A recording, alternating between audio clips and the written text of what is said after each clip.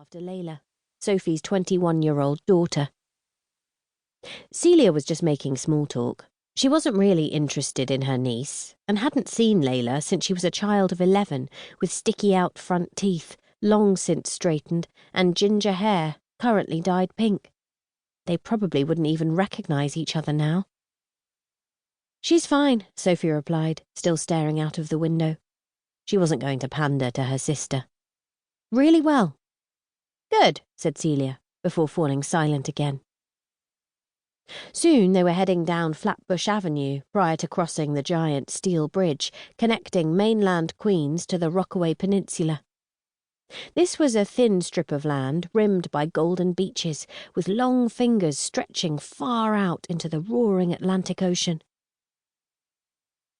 Once they left the bridge and entered the peninsula itself, the scenery changed from a broad, multi-lane highway, where the car was most definitely king, to much narrower avenues with cycle lanes and sidewalks and timber-clad houses of different shapes and sizes.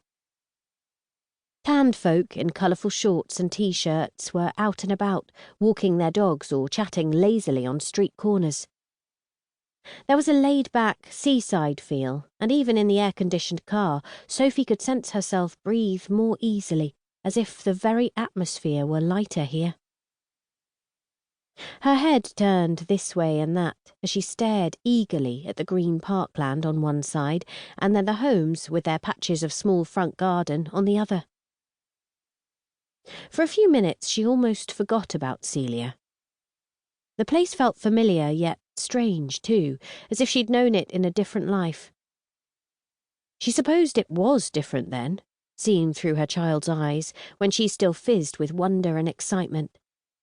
Now, with her middle-aged vision, she noticed not just the bright colours of people's clothes and the blue sky overhead, but also the weeds sprouting through pavestones and the odd broken fence and overflowing garbage bin. Had the place always had its grungy side? She supposed so, but back then she'd thought it quite perfect. The vibe changed again as the taxi rounded the corner into a wide, tree-lined street, flanked by grand, detached houses with front porches, pillars, and fancy gable roofs. Sophie wound down the window and stuck out her head, wanting to take it all in. "Be careful, lady," barked the driver in a New York accent. He hadn't smiled once on the journey. "You could get yourself killed." There was no danger of that, but she drew back in just a little to appease him. They were in a cul-de-sac. At the very end, a grey concrete sea wall with an opening in the middle protected residents from the beach and the ocean. Here, Sophie could detect no hint of dirt or decay. Lawns were deep green and carefully trimmed, while garden borders were filled with thick seagrass, lusty-looking Montauk daisies, and blousy pink, purple, or blue hydrangeas.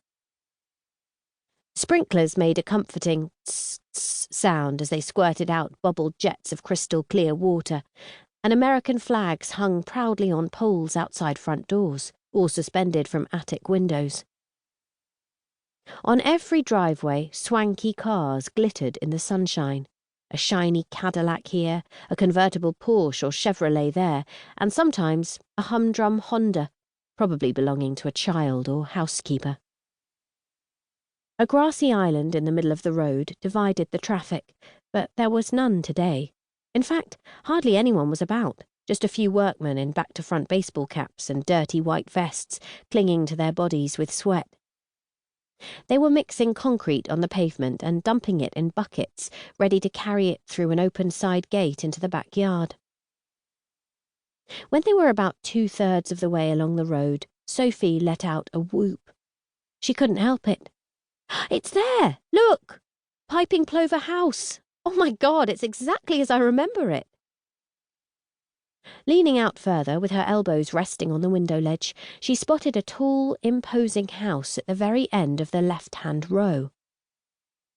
It was set just a few metres back from the sea wall, beyond which were the golden beach and glinting ocean. The house was painted dove grey, with white gables and window frames. It also had a grassy garden sloping down to meet the scorched pavement.